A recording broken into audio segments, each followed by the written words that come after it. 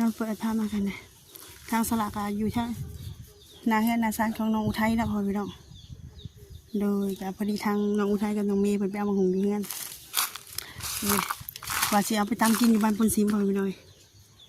แต่พอดีมาบ่คาดคิดบ่คาดฝันหน่อยนึงเนาะโดยก็คือมีทางพอตู้ของทางน้องเมย์เพิ่นโทรไปหาน้องเมย์กับน้องอุทัยว่าทางพอตู้ของน้องอุทัยเพิ่นเมื่อยเพิ่นเพลียเพิ่นแบบคือแบบว่าเพิ่นกระโซมาดนเลยค่ะเนาะกับบ่เห็นมันขี่รถถีบหลายเทื่อแล้วพ่อพี่น้องดนเติบเลยบ่เห็นมันขี่รถถีบโดยจังได๋กะสบายดีและสวัสดีเด้อพ่อพี่น้องเมื่อว่าสิเป็นฝั่งไทยฝั่งลาวหรือต่างประเทศกะมาพอๆกับ2สลามื้อนี้กะมาเฮือนน้องอุทัยเนาะโดยกะสิพาพ่อพี่น้องมาเบิ่งอาการของพ่อตู้น้องอุทัยว่าเป็นจังไดแน่เนาะเพราะว่ามีสายโทรเข้ามาว่าให้เฝ้ามาด่วนเหตุการณ์เป็นจังไดกะเดี๋ยวสิพาพ่อพี่น้องไปเบิ่งไปชมนำกันพ่อพี่น้องเอ้ยโดยสบายดีน้องเอ้ยสบายดีพอดีเรามาหาน้องอุทัยเนาะสบายเลยห่อนกระเดียกดอกพ่อพี่น้องเอ้ย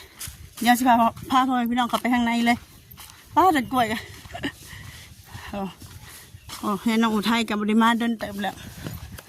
มาเมื่อนาทีว่าทางนาบาวคุณพ่อเสียตนา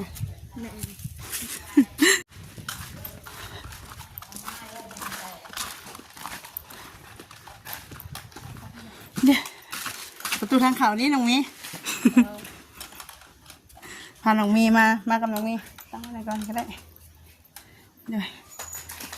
เป็นอะไรเด้เนาะสบายดีป้าเราจ่อยแห้งนี่เนาะจ่อยแห้งตัวมือไงหันใจไปจิตไปต่อหันใจไปอื่นไปทบเนี่ยนั่งลงกันก่อนด้นเลยพอเราเป็นนี่ไม่ถามโอ้ยจะเต็มท้องเลยนะในห้าปีเลยพอดีอุทัยกันนั่งกับเฮากินกันเลยพากันออกมาเหนื่อยแห้งมาว่ะให้เขาห้าลูกเพื่อนแน่ว่าลูกเพื่อนเมื่อวันจะตื่นมางูบุญลงแรงอะไรก็ได้ถ้าก็เมื่อยไม่ได้ก็เมื่อยแล้วก็ไปเมื่อยแล้วก็อยู่สบายอยู่บ่มันฮ้อนเอ้าลีได้ไปหาหมอไปใบเมื่อไปเห็นไหนบ่มีผู้หาเงินหาคำเนาะไปเอาเงินมาทำหาสบายดีนั่งน้ำกันเมื่อกี้นี่ก็เลยมาน้ำกันเลยเหนื่อยแห้งว่ะเป็นอะไรเราตอนนี้ไงเมื่อยเรากระเป๋าหลงไม่เลยเรากระเป๋าแล้วจืดคนจริงยังไงอยู่บ่จืดได้เลยอร่อยเขาเล่าไปเขาเล่ามากนะไปไม่ได้แล้วเป็นอย่างว่าเขาจะฟีดแล้วเขาเล่าตะกี้เขาเห็นเราคิดละทีวิงานเดือนนี้บอกใครเห็นเราโดนเติบเลยเนาะ10 ปีแล้วแข่งขาเราอยากบวมเด้บวมอยากแข่งขาเราอยากบวมอ๋อแล้วอะไรหมดบวมเราเป็นประดงหมดเลยโม่เป็นตับ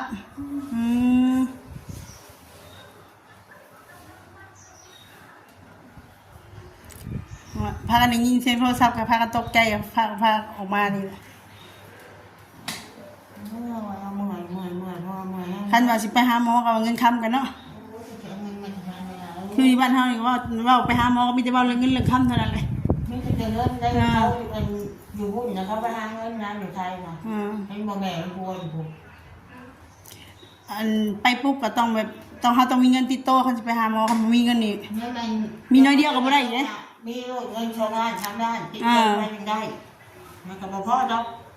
บ่พอคันลำพังคือสมเฮานี่คนบ้านๆคือสมเฮานี่เอาเงินทำเงินเดือนละนี่ละป้านี่ไปหาหมอนี่บ่พอไปเมื่อกี้นอนเจ็บก็ได้แต่นอนเจ็บอยู่ละอะไรเอาบอกเชียไปว่า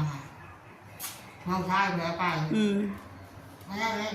แม่ว่าไม่บุญวัฒนาผมมีดอกคอยจะโฮมง่ายๆคอยจะซื้อทำนับได้เงินเท่าไหร่เงิน6 ล้าน7 ล้านนี่โฮมมาผู้ใหญ่อ้ายมันเป็นหมุกใส่ไปฮอดจะยืมเขายืมอยู่ไม่หนาเขาอีกท่านมองเรื่องเจ็บเรื่องเป็นเรื่องเมื่อยแล้วนะมันเถอะเนาะ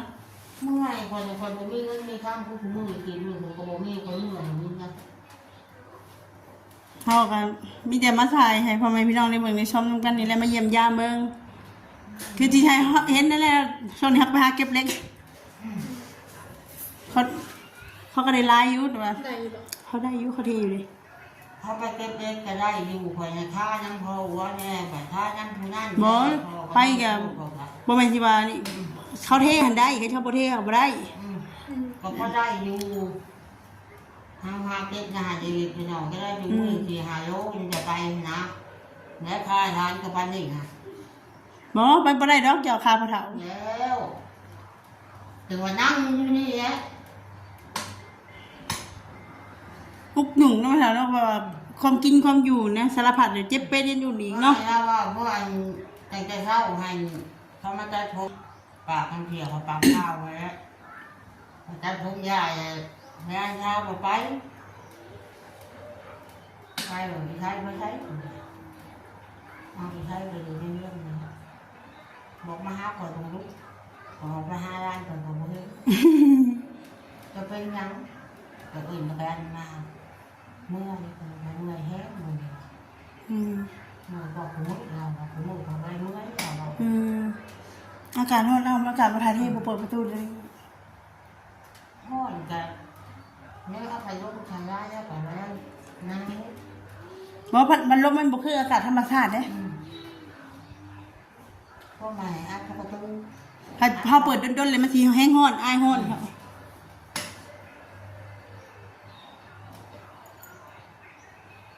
มือเราเลยวนแบบนี้แล้วมีสมองมือเราว่าอยู่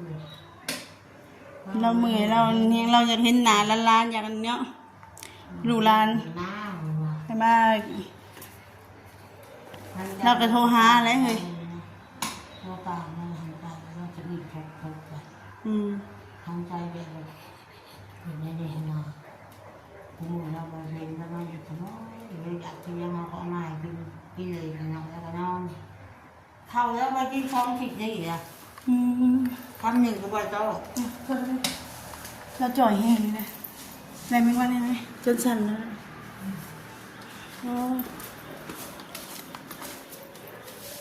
แล้วท้องเราไข่ได้เป็นตับเนาะ เราเจ็บแล้วบอก เป็นไงพ่อเฒ่า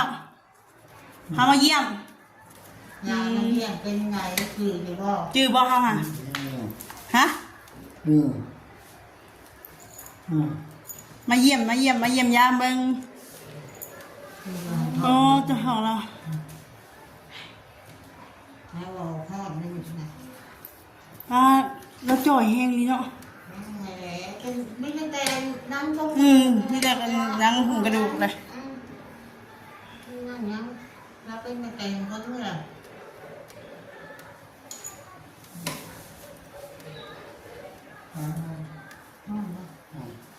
เราเรา หนาวหอกเห็นเราตะกี้เราคิดเราทีมเนาะเห็นเราโดนเดิบเลย ก็เป็นสิบปีเนี่ย มัมเนี่ยยังไม่ได้เห็นเราเลยเราอยู่ในห้อง เราเรียนได้บุญเมื่อบุญมาแต่โมแม่เมื่อถึงมาเคยด้วยมากับโซ่กับคุณเลยกับท่าป้า ยังน้องเมย์คือบอกว่าวันนี้ถ่ายคลิป ถามเท้าเพิ่นเลยท้องเราไข่เนี่ยเราโซดนเติบปีหนึ่งเลยพ่อพี่น้องเอ้ยทางเฮากับมีแต่ถ่ายให้พ่อแม่พี่น้องในเบิ่งในชมแต่เฮือนแต่ซ่านอยู่มันมีแต่คนเจ็บเป็นเนาะ เรา กินโซ่ ร้อยโลปา กินโซ่นะ ผู้เป็นลูกเป็นหลานเจ้าใจเนาะจะหาเงินหาคำในใช้เนาะไปปิ่นไปปัวนะ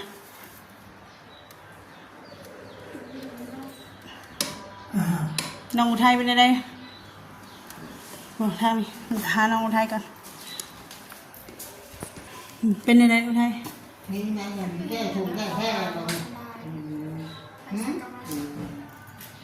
เจ้าก็อุกใจเครียดอุกใจน้ำเงินน้ำคำนี่เราจะเป็นเฮาเป็นลูกเป็นหลานเนาะเห็นพอทำไปเท่าบ่สบายเฮาก็เครียดและหาเงินทางคำก็บ่ได้หั่นน่ะพัดเต้งพัดอันนี้เนาะงานการก็คือว่าอะไรบ้านเฮาอ่ะ ถ้าพูดกับว่าท้องคนในร้านมาไปท้อง เงินเดือนล้านปลายบางทีเอามาก็ใส่ค่าข้าวก็สิหมดเลย โอ้โหเงินญาติบายนี่ยังเนาะ ใช่ไหม แม่ไปพาก็ แม่จะกระฟังกันมาให้ดีวะ ทั้งแม่ก็โซ บ่แลกกันกันเนาะ ทั้งแม่ก็ยังมี อันนี้ยังดีที่เราฝากมาให้นะ1,000ก็ ได้ก็หมอนัดทั้งไทยได้ทั้งเขามีใบประกันสังคมเขาไปเที่ยงเงิน ของเจ้าที่ จะกินยังมีแบบว่ายังก็จ่าย30,000กันนอนห้องหมอเนาะยายยังเพิ่นก็ซอยนะแต่เดี๋ยวนี้บ่แล้วเดี๋ยวนี้ขึ้น1-4 แสน ได้โลกใหญ่ในพื้นโลก ขาเตียง เห็น ค่ะ แล้ว ค่าเตียงค่า ไป ชาใส่ยาใส่ยาน่ะก็เทื่อละ50เทื่อละแสนแสนห้า ไทยเลยบ่เธอแสนหา บ่ใช้ยามใดก็เอายามนั้นหั่นแหละ อันผู้คนเชียร์ไปเมื่อกี้นี่เป็นอันน้ำท่วมปอดนะ รอด1 เซนหาร อด1 แสนหาหลอดเท่าไรจัง 1 แสนหา ห้องลูกเฮาหันเป็นเพิ่นว่ามีเงินใช้ว่ะเงินใช้อันกับ1 3ปัญหากับ1ใช้ได้ประมาณจักมื้อว่า3มื้อ เมื่อวัน3 มื้อใส่เงินนี่ใส่มื้อเช้านี่5 หลอดนี่พอตอนเที่ยงมาใส่อีก5 หลอด นั่นแหละอย่าปล่อยให้ตัวเองตุ้ยให้ไว้ เพราะว่าจะเจอหันจะได้นะโมเมว่ามันเศร้าแท้เคยว่าทิพยาโรคชะมาโรค เห็นบอกคือมีผ่าตัดสติงเนาะเราจ่อยเราหายไป อันยาเขาเป็นกองมาแล้วอันใช้ได้เงินเอาไปเลยหมอนะ มันเอาไป เอาไปแล้วกับเสียเงินมาอีก เพิ่นให้เฮาไปเอามาปุ๊บยาที่เพิ่นจดให้เนาะเฮาเสียเงินซื้อมาแล้วก็เพิ่นก็มาจัดยาให้เพิ่นก็เอาไปแล้วก็ไปเอากลับมาใหม่ตัวเก่าแหละ เอาลงมาอีกเสียอีก มีก็เฮาไปห้องเฮามาใจตนาเพิ่นบ่ได้บอกเพิ่นก็มันเป็นกฎของเพิ่นนะเนาะเพิ่นก็เฮ็ดจะได้เงินเดือนเพิ่นก็บ่ได้บ่จักเขาไปจักนำเพิ่นเพิ่นก็อยากซอยบางคนก็ดีได้แต่ว่าก็คือว่าหั่นแหละ เจ้ายังว่าหาเงินหาคำยังพอได้หาเงินหายังกระเพราตั้งแต่พ่อก็เป็นน้องค่ะแล้วก็ได้มาหาพ่อของพี่ไปเรียนน้องซะยังมาอยู่กับให้อันนั้นก็ได้บ่สบายคือกันเรียกจ้างคือน้อยๆนี่นะ ลูกเฮาไข่ดุเด็ดจางไข่ดุแพ้ดุเด้เป็นภูมิแพ้ดุเป็นภูมิแพ้แล้วก็ไข่ดุ เจ็บขา อาการเดียวกันเลย เจ็บขานี่ต้องได้บีบต้องได้นวด ให้กินแบบนี้นะ ขา บ่ เจ็บขาเป็นเลือดขาว เฮาก็บ่ฮู้คือกันว่าเสียยายังให้กินมันเจ็บตลอดเลย2ไอ้น้องค่ะแล้วก็ให้แม่เฮาปวดขาบีบเฮานี่ ก็ไม่ได้ให้ห้ากระดาษ บ่ได้จังเว้าเลยเป็นลูกเฮาเป็นมา2คนแต่กี้เฮาเป็นตอนยังน้อยค่ะเป็นแต่ใหญ่มากก็ไข้แน่แล้วมันมีมาลูกต่ออีกกรรมพันธุ์แล้วซะ จ้าเธอละเธอจ้า จังหน่อยให้เจ็บขาอย่างนี้เจ็บกับทรมานเถอะได้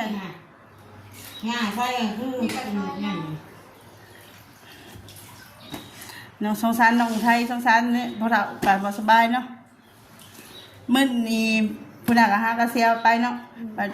พวกเราก็ยังโซอยู่ เนี่ยก็ห้าเอาไปถิ่นบางเดือนนี้แหละ เงินซานบางงามเงินซานเงินซานอยู่แล้วเพราะว่ามีแต่คนเจ็บคนเป็น ปีนี้นะเราเป็นปีเคล็ด เนี่ยคนว่าโอ้ไปเสียวันเงินไปเงินงามเราเจ็บกว่าโซ่ไปละไม่ได้ว่าอยู่ดีไม่แห้งเราเป็นความที่โซ่คนไปถึงเหนื่อยที่เอาไว้ไม่อยู่เพื่อนก่อน เอ้าพวกเราเอ้ยดีเศร้าพวกเราเอ้ยได้เงินงามอยู่เลยได้เงินได้ซ่านบัดสิเจ็บสิโซเนาะ เมื่อถึงเราเคยมากไม่ช่วยจะพูดอย่างเอ้ยเอาไปมองก่อน โทรศัพท์ฮ้อนบ่ ลูกมันจะป่าเอาไปป่าไปได้ จมบนที่โทรศัพท์โทรศัพท์ฮ้อนอากาศมันฮ้อนหลายโทรศัพท์ฮ้อนบุบๆอยู่นี่ค่ะ ห้องแล้วแต่คุณมาเฮาเนี่ยว่าพอแห้งหรือพอชัก จังนั้นถ้าว่าผู้ใหญ่ท่านได้อยากซอยเรือทั้งน้องอุทัยเนาะแบบเรื่องพอเฒ่านี่แหละเงินซานยังกับแมนยูผู้ใหญ่บนซอยมาแล้วแต่ว่าทางน้องมันก็คือที่เห็นนี่แหละงานการจะไปเหตุกับมันก็ได้เนี่ยบ่ได้เนี่ยนะเงินเนาะท่านซะ ไปมือหนึ่งมาทาช่องมือกับทาใช้ไม่ทาจะเล่า แม่3มื้อดี4มื้อใคร ไงกับป้านี่บาท คือที่ขาดแหละบ่แม่นหยังดอกขาดใช่ป่ะ เล่ากับแลนพูดแลนพี่จักสิแลนไปเกียกจักสิแลนมาใส่ครอบครัวตัวเองขึ้นในนี้แล้วนี่ฮะ จะเลิกมากกับคำงงแบบ แมนผัดคันสมุดแบบขึ้นให้บอกเจ้าหูบอกเป็นยังเขาจะบอกตัดสินใจให้เวียกไปเป็นรู้จักเขาในโรงงานการย้อนสาเหตุแบบนี้ฮะแหละเฮาผู้เดียวเฮาต้องแลนพูดแลนพี่บอกจักสิแลนใส่เวียกจักสิแลนใส่ครอบครัวอาหารบัดเฮาติสิตาย ยังไงไง ขนาดได้เป็นรุ่นน้องเขาแลน หน้าซ้อนไหนบอก คันได้เป็นรุ่นน้องเขาแล้วมันยากได้ที่เขาจะมันอย่างนี้ค่ะสมมุติว่าพ่อแม่เขาเจ็บโซนเนาะโทรหาใครบ่ได้หั่นนะบัดถ้าบอกมากก็บ่ได้อีกหั่นนะแล้วบัดเจ้าของเขาจ้างเขาก็อยากให้เฮาอีกเต็มที่แบบนี้นะ คือแบบเขาคือการรักษาตัดนะอันนี้เขาด่าบอกว่ามื้อใดมามื้อใดมาพุ่นน่ะป้าคนยังเจ็บยังบ่ทันได้ออกจากหมอก็ถ้าไปน่ะไปเหยียบอันจักนะผู้ที่ใส่ขาดเลยแล้วเขาจะเป็นได้อ่อนเลย บ่แรกว่าน่ะถ้าแบบคนบ่คือเฮาอะมันเขาบ่น่ะดอก แต่อันนี้เขาเนาะเขาคนมีเงินเขาคนอันนี้เขาก็นั่น คนจริงเขากับข้าวเนี่ยเขา จิตใจเขาบ่คือกันกับเฮาอะนะ เขาจ้างเขาบอกจะได้ให้งานงาย เขาจ้างเขาเสียเงินจ้างเขาก็อยากให้คุ้มค่านะค่าจ้างเขา แม่เนี่ย นี่แหละ ว่าอะไรออกจาก คันทำเนาะคันทำความรู้สึกแบบอยากบ่อยากได้สิบ่เงินเดือนจะอยากได้อีกแล้วเงินเดือนแต่ว่า เห็นได้มันแรงพูดแรงพี่ฮะนะ นั่นนั่นจะบ้าเลยผมได้กับพี่มือไม่ได้ผมยาวกับแม่เจ้าแม่ ฉะนั้นก็สู่ไปแล้วไทยเห็นได้เฮาก็เลือกบ่ได้เนาะมีแต่หารับจ้างไปเฮ็ดไปเล็กๆน้อยๆแหละมีแต่ว่านี่แหละพอเฒ่าก็เจ็บโซ่จักสิเป็นได้อยู่ยังบ่ฮู้เลยท้องแล้วก็มันเราเป็นตับเนาะเราเป็นโรคตับแข็ง ไอ้บีให้ใครว่าเฮียวแล้วบีมันจะบดเย็บมันมียังมันต้องเจ็บบีทงบีนะบางอย่างนี้จะตับแล้วมันไข่อันนี้มันอักเสบ เอาบ่แม่นบีมันนั่นน่ะตอนเราเจ็บแฮงบ่ โอ้ยบางหาเราลงเจ็บผู้เหยียบอะไรเงี้ยเราเจ็บแล้วอีกอย่างคือถึงนั้นมันละลายแล้วส่วนมันตัวดีหันนะ มันเป็นตัวละลายบ่ ตัวละลายมากินแหล่แต่มันไม่เหนียวเนี่ยมันละลายมันเป็นขาวๆเดี๋ยวออกขึ้นมาแล้วมือก็แค่โถโอ้ยขึ้นจะคงแพ้แล้วออกน้ำเหนียวนะขาวๆมาในเช้าเนี้ยมันตัวนี้เลยมาใส่ถึงตับถ้ากินทำไมเราก็มากินเรามันเจ็บเ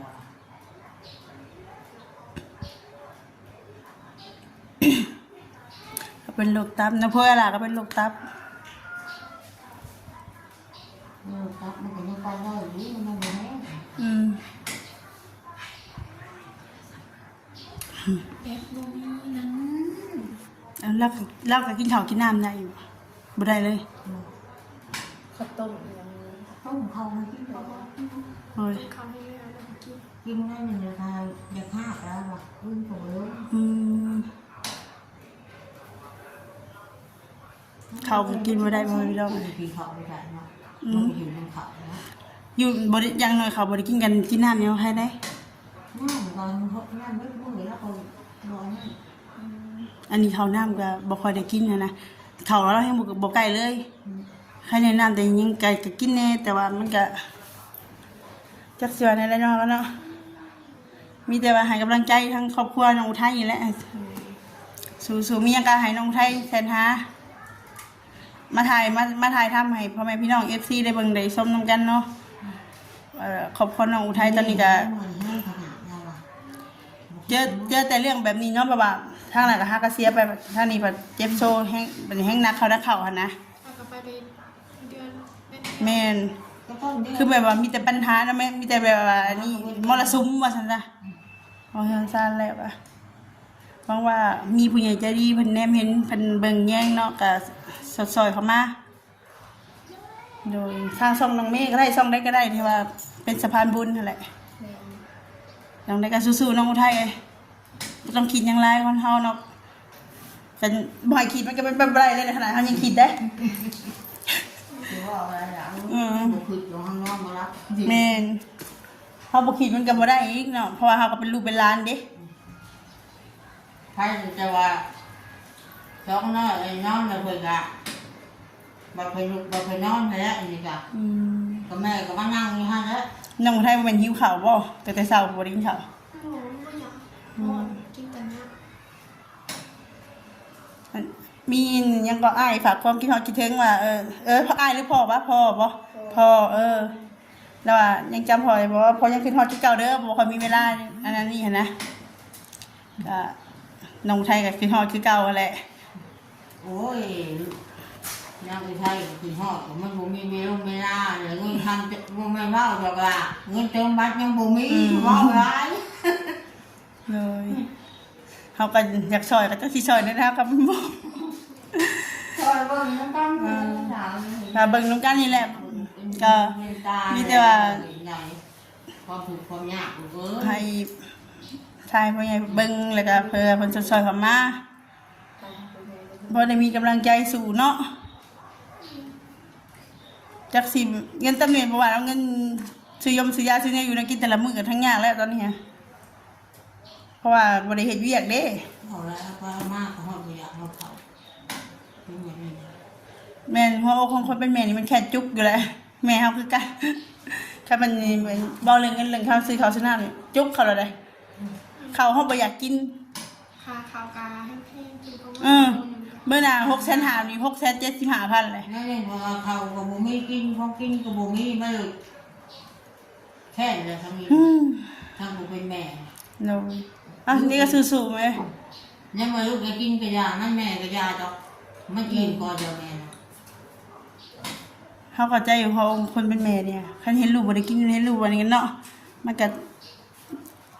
อยากแบบว่าอยากดิ้นรนอยากหาให้ลูกได้อยู่ได้กินให้แต่จักสิได้ไปเทก็บ่ได้เฒ่าเลยเฮ้ย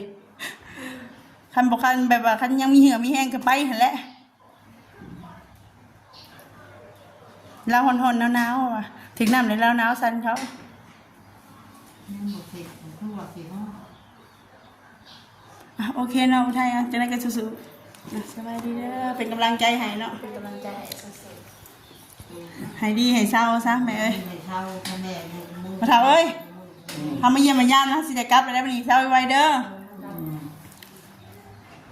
ยืนตัวเธอ เราจืออยู่เราจือได้อยู่ ยืนไว้เลยยืนเล็กอยู่ว่า เอาสบายดีเด้อแม่เด้อ สบายดี เจ้าก็คือการ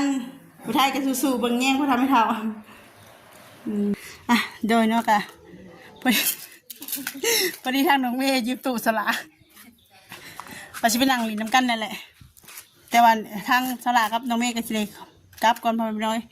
มาเยี่ยมมายามเลยมาถ่ายให้พ่อแม่พี่น้องได้เบิ่งได้ชมนำกันเนาะว่าตอนนี้ทางน้องอุทัยเพิ่นก็สมามรสุมเนาะหากผ่านพ้นไปว่าบ่โดนนี่ก็เป็นพอตู้อีกบัดนี้ก็กำลังโซแห้งพ่อแม่พี่น้องเราเป็นโรคตับแต่นั้นก็ฝากน้องอุทัยนี่เด้อพ่อแม่พี่น้องโดยเป็นกำลังใจให้ทั้งน้องเพิ่นขอให้พระลูกหายไวเด้อว่าใครมียาดีหรือว่าใครอยากซอยเหลือหรือว่าติดต่อเข้ามาทางน้องเมย์หรือสลากก็ได้หรือว่าทางสองทางใดก็ได้เนาะโดยถ้าว่าผิดพลาดประการใดก็กราบขอโทษขออภัยโดยสำหรับคลิปนี้ก็สิได้ขอจบคลิปไปเพียงเท่านี้ไว้พบกันคลิปหน้าสำหรับคลิปนี้ก็ขอกล่าวคำว่าสบายดีเด้อน้องเมย์โดย